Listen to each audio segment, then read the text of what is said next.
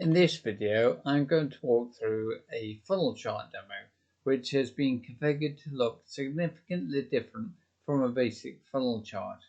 You can find the demo in the rgraph archives demo folder called funnel key stages.html.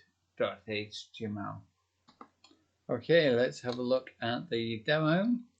There we go. And if we click on the actual segments of the funnel chart, we get the tooltips that we've specified. How lovely. It has a title, a subtitle, a key.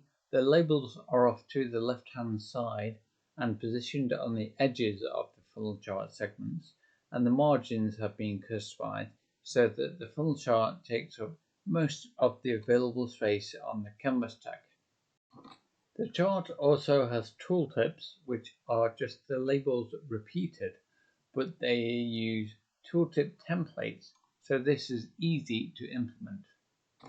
Okay, now if we scroll down a little so you can see more of the code, we'll scroll down fully in a second or two. Okay. There are 5 libraries included on the page.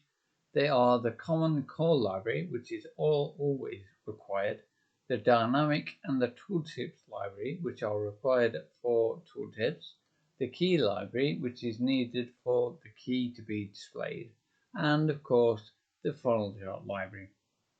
The HTML for the chart consists of a canvas tag, which is nested within a div tag.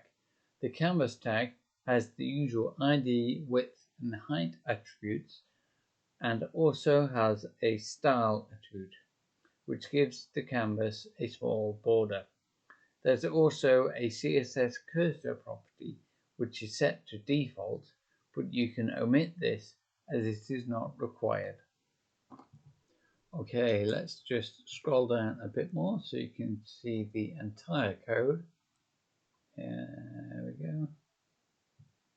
A little bit more. Marvelous. That's all of the options. Now, looking through the options that are set to configure the chart, the funnel chart is created in the normal way and given the ID of our canvas tag, which is CVS. We only have 4 entries in the data, 100, 75, 50, and 25, which are unlikely to be your real values, but they will serve our purposes for this demo quite well. Now, moving on to the configuration, there's a reasonable amount of configuration in order to make the chart look quite customized from the default style of the funnel chart. The title and the subtitle are both specified. By default, the subtitle appears grey and is positioned just underneath the title. The margin top is set to a larger than normal value in order to accommodate the title, subtitle, and the key. Other margins are set by the responsive function, which we'll come to in a second. The colors for the chart are defined. In this case, they're using regular 6-character hex values. The background bars properties are new to the Canvas funnel chart in rgraph version 6.15. However, they've been available to the SVG funnel chart for quite some time now.